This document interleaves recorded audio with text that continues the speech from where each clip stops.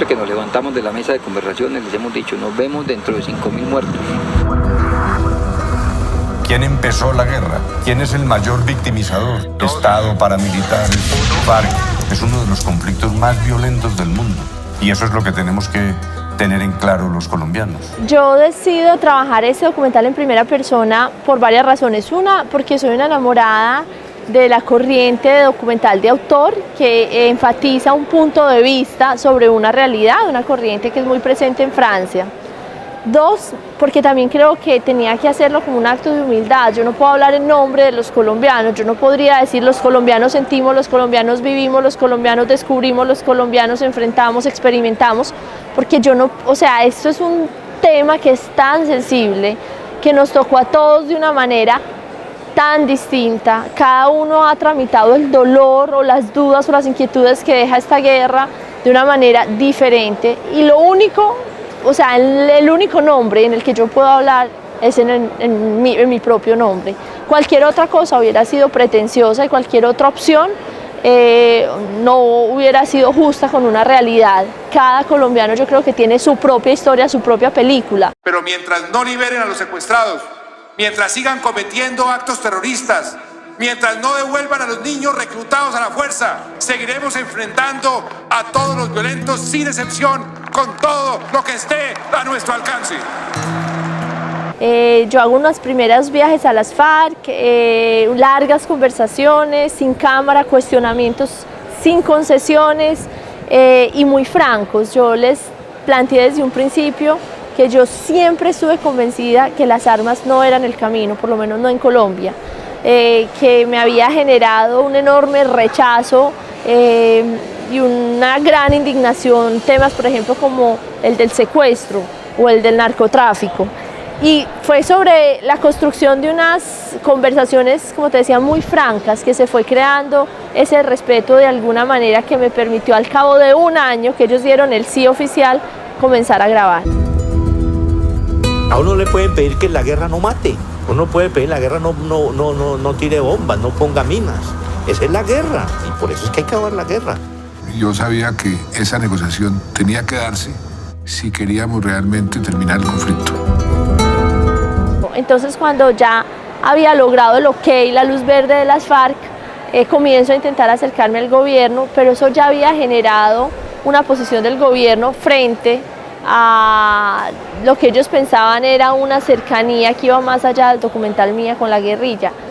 Pero en alguna oportunidad una persona a la que le debo mucho, quiero mucho, admiro mucho, que se llama Rodrigo Pardo, me organizó una reunión con Humberto de la calle Lombana y fue un asunto de hablar 10 minutos de una manera también sincera y abierta de qué era lo que yo estaba haciendo, y él tuvo la inteligencia y la sagacidad de entender, uno, quién era yo como documentalista, que era una persona que no iba a hacer concesiones como no las había hecho con las FARC ni las iba a hacer con ellos, y dos, que era imposible que esta historia no tuviera el lado del gobierno. Si aquí este proceso de paz lleva a un sector de los que nos hemos confrontado a la cárcel, aquí no va a haber paz. Si queremos juzgar los responsables durante 50 años de conflicto, vamos a terminar no juzgando a nadie. En el fondo de mi corazón es también hacer un cuestionamiento en una guerra donde la guerrilla hizo cosas horribles, donde el ejército hizo cosas horribles, donde las instituciones también excedieron en sus poderes, haber hecho un cuestionamiento a la clase media y a la clase privilegiada sobre cuál fue su rol en esta guerra. Haber podido hablar del financiamiento de la clase dirigente empresarial a algunos de los grupos armados, haber podido decirle a Juan Manuel Santos que desde mi punto de vista también las élites habían sido miopes y mezquinas y que eso también, entre otras muchas razones, había alimentado el conflicto. Porque yo siempre, desde que tengo conciencia social, me he preguntado, ¿y nosotros qué? Sí, ellos hicieron cosas horribles, pero ¿nosotros qué? Y por eso abro con esa pregunta, me pregunto si la madre de esta guerra fue la corrupción o si fue la indiferencia. Y cierro con otra idea que para mí es muy importante, y es que esta batalla por la paz jamás estará completamente ganada. Esta batalla por la paz es una batalla, como dice Kant, que se tiene que perpetuar, es la paz perpetua. En esta guerra de locos estamos todos juntados, ya que unos han sido actores y otros no se nos callaron. Después de 20 años de periodismo y 6 años como documentalista, yo creo que no le tengo miedo a lo que digan, absolutamente. Me siento serena, selene, porque hice un trabajo honesto, lo hice poniéndole el corazón. 2, porque yo no busqué la objetividad. Me sorprende que tanto Pastor Alape como Humberto de la Calle digan que hay mucho equilibrio, mucha objetividad, pero yo lo único que busqué fue contarle a la gente cómo lo viví yo, cómo lo sentí yo, las preguntas que yo me hacía, pero no estaba buscando que me dijeran esto es un documental objetivo, porque de hecho yo no creo en la objetividad, yo creo en el periodismo honesto y yo creo en un documental con un punto de vista claro, y yo tenía un punto de vista claro. Yo no soy ni santista ni uribista, mucho menos farquista, pero yo sí tenía una posición que he tenido en los últimos 3 trabajos internacionales que he hecho, que es que las armas no son el camino y que la única salida a la violencia es la salida negociada. Y si eso es propaganda o es el mensaje que pasa, pues yo creo que hasta el fin de mis días me sentiré tranquila, porque eso era lo que yo quería que pasara. Yo no creo que le haga propaganda a nadie, de hecho hay momentos en que soy muy crítica con las FARC, yo no evito temas, les hablo del narcotráfico, cuento cómo hicieron unos daños ecológicos brutales que ellos intentan de justificar, y es evidente que eso no tenía justificación alguna. Al gobierno hablo de los excesos, de los vínculos de las Fuerzas Armadas con los grupos paramilitares, o de sectores de las Fuerzas Armadas con los grupos paramilitares. Menciono al final, porque me hubiera encantado desarrollar un capítulo sobre los niños en la guerra, pero al final ya no había tiempo. Entonces, yo lo que siento es que cuento como 2 enemigos que fueron muy violentos el uno con el otro decidieron parar de darse bala e intentar resolver sus diferencias de una manera distinta. Y no te digo que no me importa lo que dicen, no por arrogancia, sino porque es la única manera de poder hacer este trabajo, el trabajo que hago.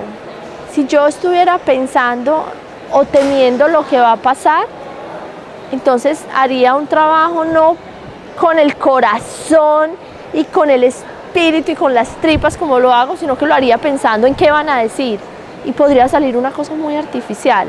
En nombre de las FAREP, ofrezco sinceramente perdón a todas las víctimas del conflicto. 4 años grabando un país que se debate entre creer. Pues obviamente la guerrilla son hombres y mujeres que han vivido en la clandestinidad, que todo lo hacen en la clandestinidad, que sobreviven porque no revelaban quién eran, muchas veces entre ellos mismos no se hablan de sus familias. Obviamente todo es una cosa que se hace de manera clandestina en la vida de ellos. Y aquí alguien les dice, nosotros queremos revelar ustedes quiénes son, revelar ustedes cómo viven, revelar su cotidianidad, ponerles una cámara, verlos abrazando a su novia, cocinando un huevo, queremos verlos cuando se despiertan, y ellos eran como, ¿eso qué sentido tiene? Pero es que eso es el documental, narrar la cotidianidad, la realidad tal y como es. Y fue muy difícil. Después me contaban ellos que entre ellos mismos hacían chistes, y me contaban ellos cómo veían mi solicitud, a mí mismo me daba risa. Finalmente no se logró, yo te tengo que decir, yo no logré ese nivel de intimidad, porque además ellos estaban todavía en guerra, entonces tener una cámara adentro era impensable. Pero sí logré, gracias a largas entrevistas, unos momentos de verdad, unos instantes de verdad, que hace que esas entrevistas no sean las entrevistas periodísticas que uno hace normalmente, sino que sean instantes de expresión y de verdad, momentos de sinceridad, que creo que son los que hacen de este trabajo algo que no sé si es bueno o malo, pero que vale la pena que los colombianos vean. Mientras enemigos históricos libran la batalla más difícil, la definitiva, la batalla por la paz.